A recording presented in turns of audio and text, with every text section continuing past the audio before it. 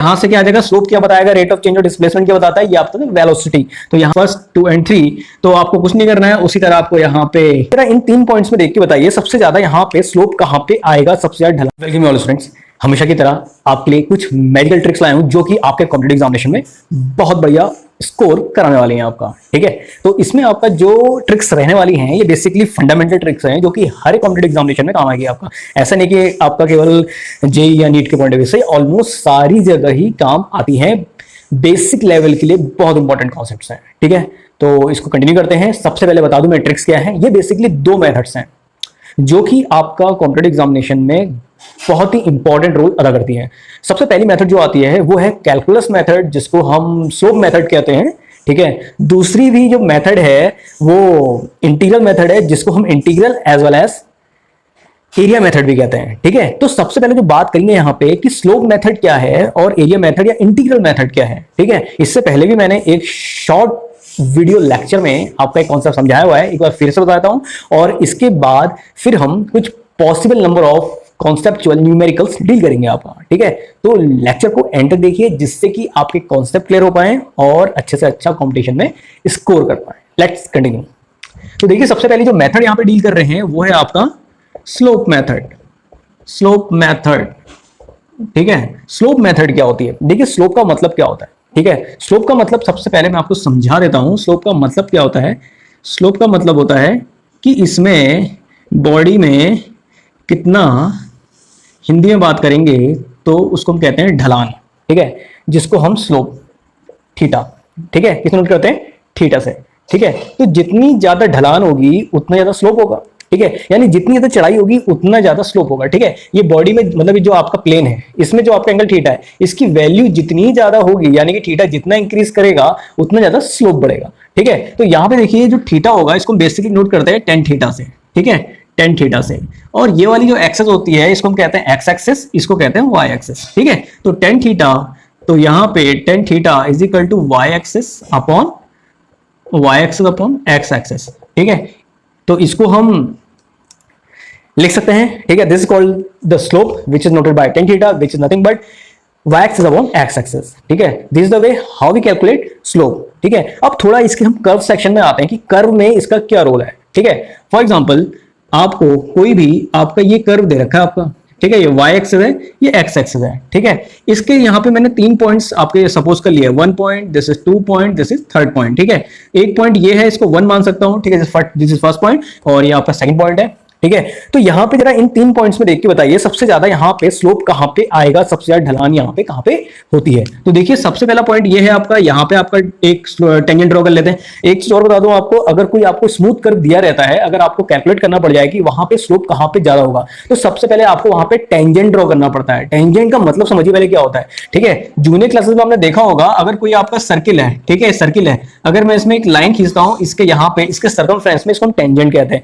In the same way अगर आपको कोई कर्व हो, आपको यहां पे टेंजेंट या स्लोप निकालना है तो आपको क्या करना है, यहां पे आपको एक लाइन खींचनी है। ठीक है, इसको लाइन खींचनी है इस पॉइंट में, तो यहां से आपको टेंजेंट मिल जाता है, तो इसको हम टेंजेंट कहते हैं। ठीक है, और दूसरी लाइन यहां पे हम खींच देंगे, ये वाली खींच देंगे। ठीक है, और एक लाइन आपको यहां पे खींचनी पड़ेगी।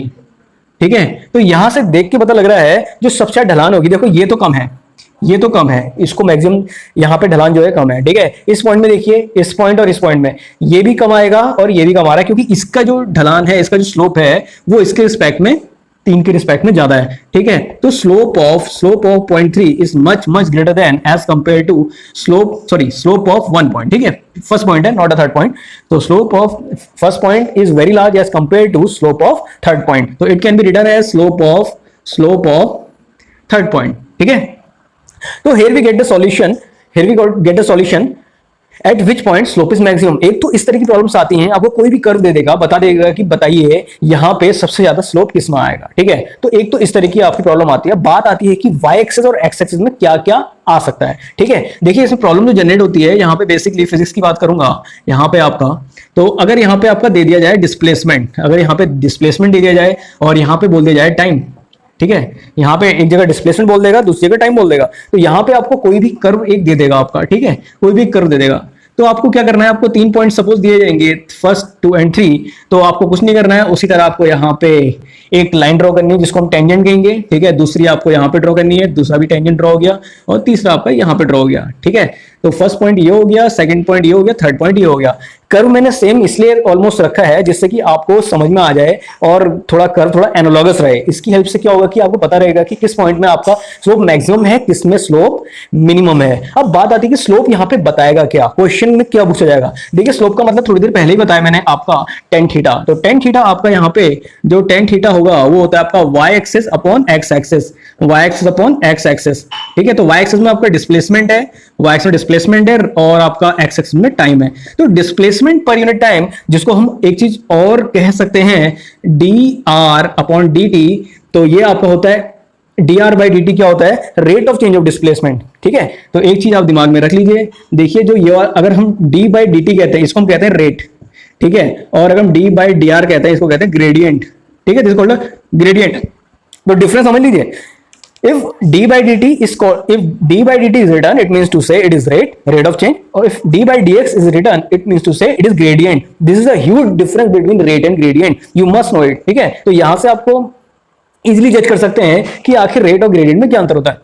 तो फिलहाल यहां पे क्या आ रहा है, यहां पे रेट आ रहा है डी बाई डी टी, और रेट किसका आ रहा है, डिस्प्लेसमेंट का, आर डिनोट करता है डिस्प्लेसमेंट। तो यहां से आपको पता चल जाएगा 10 D R by D T क्या कहलाता है, आपका रेट कहलाता है। तो rate of change of displacement कहलाता है वेलोसिटी। तो यहां पे आपसे पूछ देगा किन पॉइंट्स में वेलोसिटी सबसे ज्यादा होगी, तो जरा बताइए सबसे ज्यादा स्लोप यहां पे कहां पे दिख रहा है, 1 पॉइंट में, उसके बाद 3 पॉइंट में, उसके बाद 2 पॉइंट में। तो बताओ स्लोप ऑफ 1 पॉइंट और is greater then slope of 3 point, उसके बाद आ जाएगा स्लोप ऑफ सेकंड पॉइंट। तो यहां से क्या आ जाएगा, स्लोप क्या बताएगा, rate of change of displacement क्या बताता है, ये आपका वेलोसिटी। तो यहां पे आ जाएगा velocity at point 1 is greater than velocity at point 3 is greater than velocity at point, sorry यहां पे आपका 3 and then velocity at point 2। तो here we get the final solution कि आखिर आपका वेलोसिटी 1 पॉइंट में सबसे ज्यादा होगी, तीसरे पॉइंट में उसके बाद होगी, देन सेकंड पॉइंट में होगी। तो this is the way how we calculate, how we determine the solution for any given graph. अब आपके लिए एक होमवर्क है जिसको आप करेंगे और बताएंगे उसकी वैल्यू कहां पे ज्यादा होगी। अगर मैं यहां पे डिस्प्लेसमेंट की जगह वेलोसिटी लिख दूं यहां पे, ठीक है, डिस्प्लेसमेंट की जगह वेलोसिटी लिख दूं और यहां पे टाइम रहे एज इट इज, तो आपको बताना है, अब सबसे पहले आपको पता होना चाहिए कि यहां पे आर की जगह क्या आ जाएगा, वेलोसिटी। अब rate of change of velocity क्या होता है, एक्सेलरेशन। तो आपको बताना है कि किस पॉइंट में एक्सेलरेशन सबसे ज्यादा होगा। Please write down your solution in the comment section.